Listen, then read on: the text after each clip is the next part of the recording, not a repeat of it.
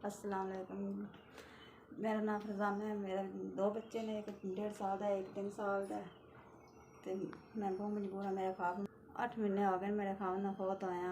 बड़ा इलाज किया पर जो कुछ इलाज सड़े पैसे वो देते। बच्चे छोटे होने की वजह तो मैं किसी के घर जा नहीं सकती, ना काम कर सकनी। गुरबत की वजह तो मैं तंग आके पेके बुए ते आ गई हाँ। भाई मेरा छोटे ने 3 में अपना काम करते भट्ठे ते बस अपने बच्चे पाल देने पे। उन्होंने 2 बच्चे ने बड़ी मुश्किल नाल अपना टाइम पे मुल्ले का दुध लैके हर चीज़ मुल दी लैके अपना लागा पे लगाते हैं मसा। मैं तो अपने बच्चों का दुध भी नहीं लै सकती। 120 रुपये दुध हो गया, इन्होंने लागा नहीं टोल सकती मैं।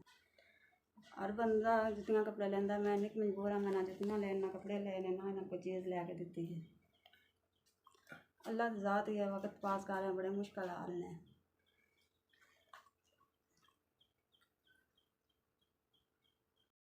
एक 2 3 4 थोड़ा दित्ते 4,000 रुपया मैं लभ गया। अल्लाह ताला थोड़ा दित्ते करे, थोड़ी मेहरबानी शुक्रिया। अल्लाह ताला तुहानू बाहला देवे ते अल्लाह